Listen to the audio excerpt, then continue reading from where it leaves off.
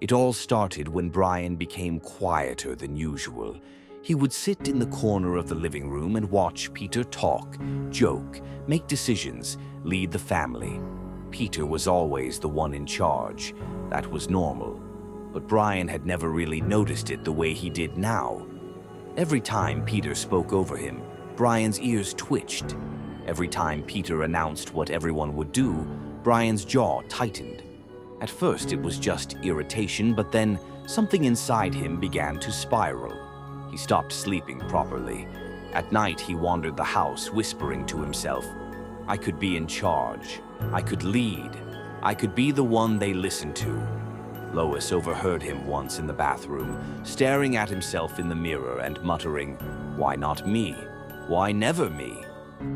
By the third day, his fur had changed, standing up in jagged clumps as if constantly electrified. He looked larger, too. His eyes were darker, deeper. His claws scraped the wooden floor loudly now, even when he tried to walk slowly. When the family asked what was going on, he answered with a strange, calm clarity, a voice too steady to be his. "I'm finally realizing my potential." And he stared at all of them without blinking. One night, Lois woke up to a silence that didn't feel right. She reached beside her. Peter wasn't in the bed. She walked into the living room and froze. Brian was sitting in Peter's recliner, perfectly straight, perfectly confident. He turned to her and said, "He's not the head of the family anymore." Lois demanded to know where Peter was, but Brian only lifted his lips slightly, revealing sharp teeth he didn't have before. The next day, Brian began giving orders, where Lois should clean, what Meg should do, what Chris should turn on or off. His voice had a cold authority that made everyone hesitate. The house grew dimmer. Lights flickered constantly. At night, the sound of Brian's footsteps echoed through the hallway, heavy, almost too heavy, like something large was pacing the house. Stewie was the first to piece it together. He'd noticed that Brian frequently came up from the basement, quietly, as if making sure no one followed him. One afternoon, when Brian stepped away to the kitchen, Stewie slipped downstairs. In the far corner, he found Peter, bruised, exhausted, barely conscious. When he saw Stewie, he whispered, "He wants to be in charge. He took everything. He won't let me out." But before Stewie could respond, footsteps began descending the basement stairs, slow, deliberate, powerful. Brian appeared in the doorway, much larger than before, fur spiked in all directions, eyes glowing faintly with a yellowish light. He looked at Stewie, then at Peter and said quietly, "I'm the head of the family now, and you both stay here." The basement door slammed shut. The lock clicked, and the house returned to silence. The final scene was simple and wrong. The camera slowly panned across the living room. Lois, Meg, and Chris sat perfectly still, as if waiting for instructions. And in Peter's recliner sat Brian, calm, composed, breathing like a creature finally satisfied with its place. He didn't look at the camera. He didn't need to.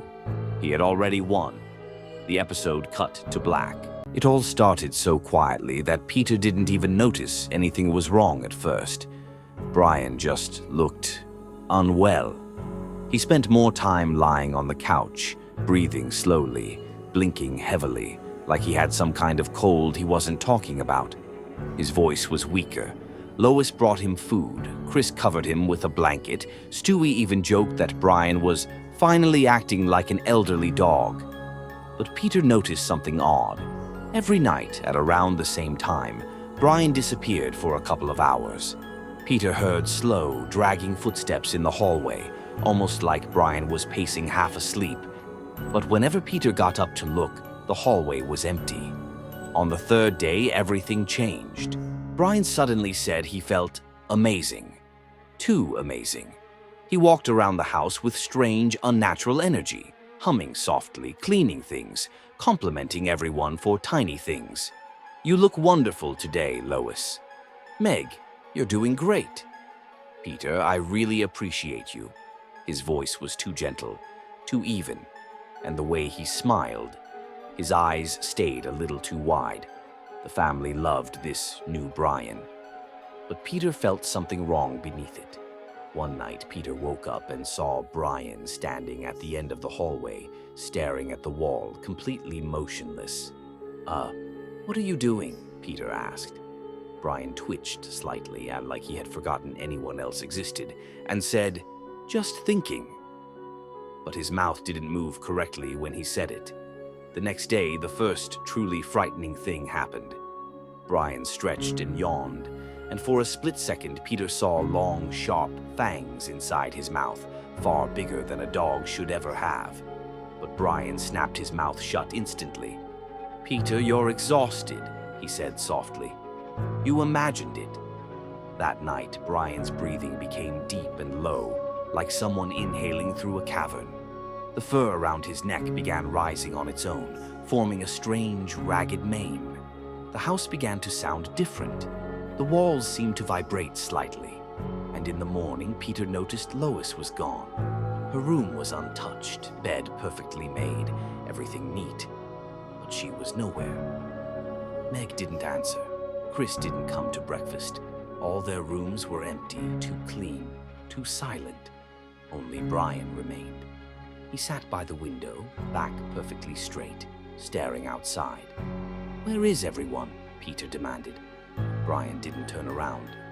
"They're fine," he said. "I told them to rest." His voice was warm, too warm, which only made it worse. The next evening, Peter returned home after work and felt a wave of cold air hit him as he stepped inside. The house was dark, quiet. Not cartoon quiet, real quiet, heavy and suffocating. "Lois? Kids?" No reply, just slow, heavy breathing coming from the living room. Peter flicked on the light. Brian was standing in the center of the room, standing, not sitting, and he looked wrong. He had grown, taller, broader, heavier. The fur along his back and neck stood up like jagged spikes. His shadow stretched across the entire wall, moving with each breath as if it had its own pulse. His eyes shone with a glassy, reflective glow. "Brian, buddy, what's happening?" Peter whispered. Brian turned his head, but far too much, far too easily, at an angle no dog's neck should make. "Peter," he said softly, "you shouldn't have come back." Peter backed toward the door, gripping a chair with shaking hands. "Where is my family? Where are they?" Brian took one slow, heavy step. The floor groaned under his weight. "They're resting," he repeated. "I told them I'd take care of everything now." Peter grabbed a lamp like a weapon. "You're not Brian," he whispered. Brian smiled, a smile too wide, stretching a little too far. "I'm better," he said, and lunged. The lights flickered, the frame shook, and Peter's scream was swallowed by a deep, monstrous roar that made the whole room tremble. When the lights came back, the living room was empty, completely empty. Only one figure remained. Brian, or whatever he had become, sat calmly on the couch, breathing slowly, staring straight ahead. The house was silent around him. The episode begins with something small, almost harmless. Lois notices that Stewie looks a tiny bit taller than usual. Nothing dramatic, just barely noticeable. She smiles and says, "You're growing fast, sweetie." But Stewie doesn't reply with a joke or a sarcastic remark. He simply stares at her with a long, heavy, unreadable look and quietly says, "Much faster than you think." The next day, he's already up to her shoulder. His voice has changed, deeper, slower, with a strange, trembling tone beneath it.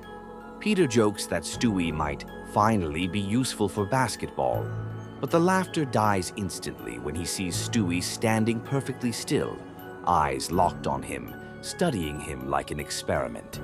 By the second day, Stewie is taller than Peter, no longer a baby, but something that looks like an adult stretched out of a child's proportions. His face is still Stewie's, but enlarged in ways that look wrong. with features elongated just slightly too far.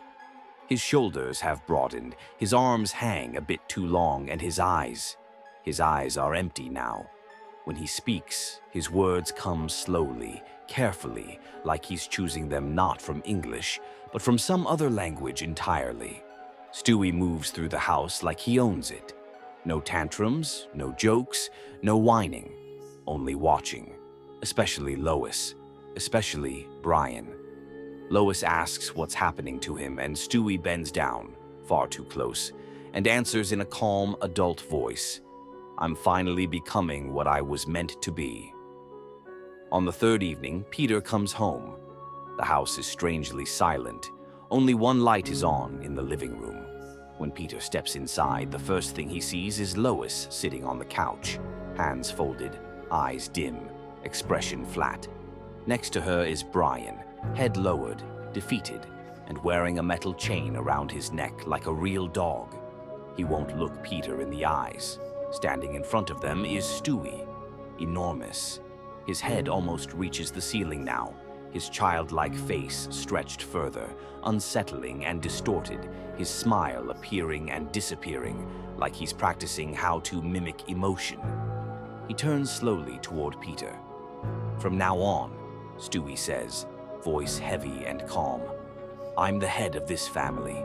Things will be better. You weren't managing it well." Peter steps back, horrified. "Stewie, this is insane. You can't..."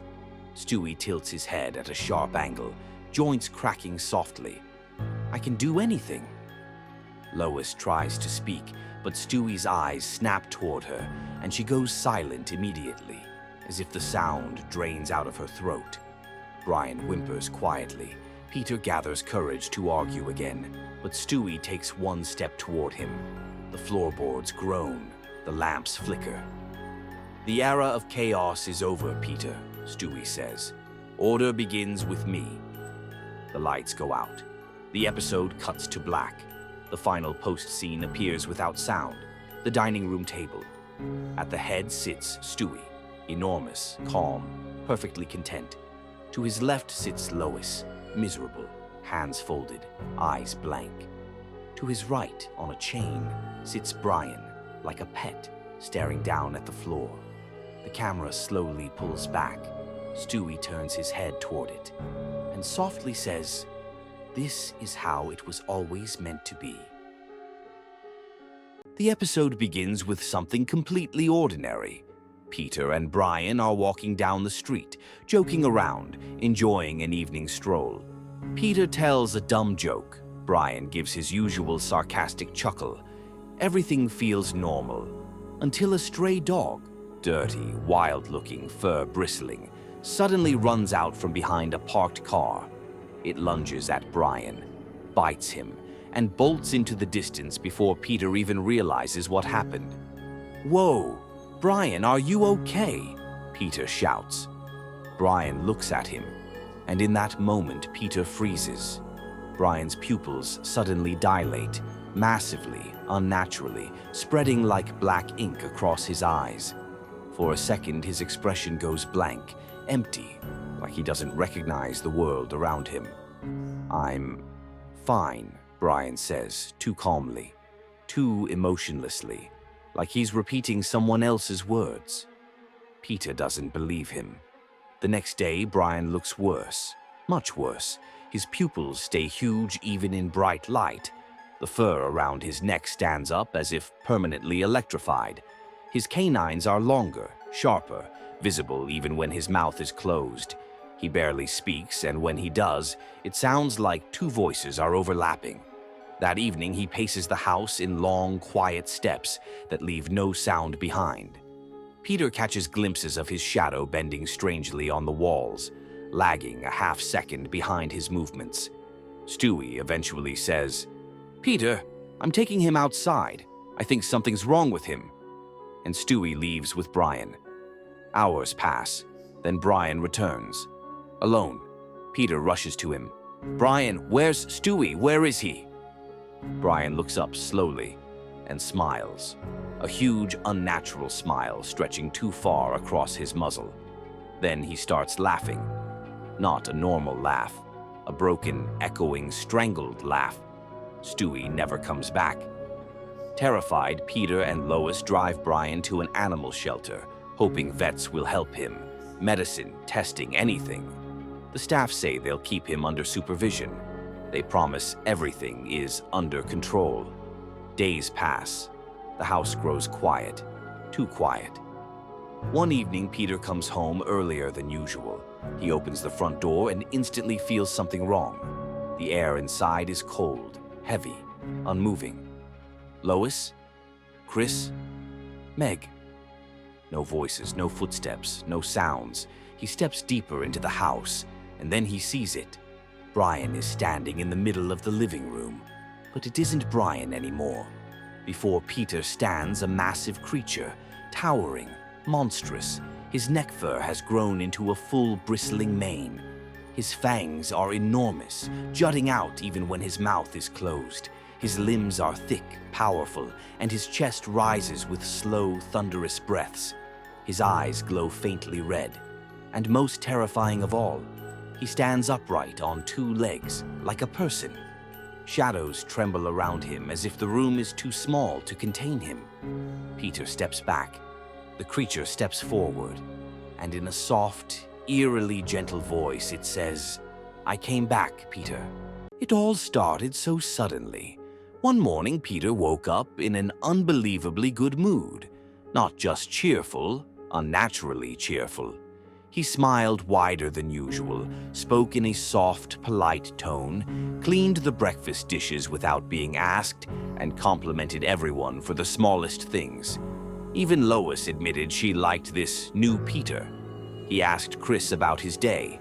He helped Meg pack for school and told her she deserved to feel appreciated. He picked Stewie up and hugged him, gently, evenly, a little too long. The family adored him. No one questioned it. Only Brian watched him carefully, though he didn't say anything. Day by day, Peter became increasingly perfect. He anticipated everyone's needs before they spoke. He timed breakfast perfectly, cleaned the house top to bottom, never raised his voice, never argued, never complained. But the strangest part was that his smile never left his face. Even when he thought no one was looking, his expression remained fixed, stretched, smooth, almost glued in place. One night, Lois woke up and saw Peter standing in the hallway with his back toward her. Completely still, completely silent.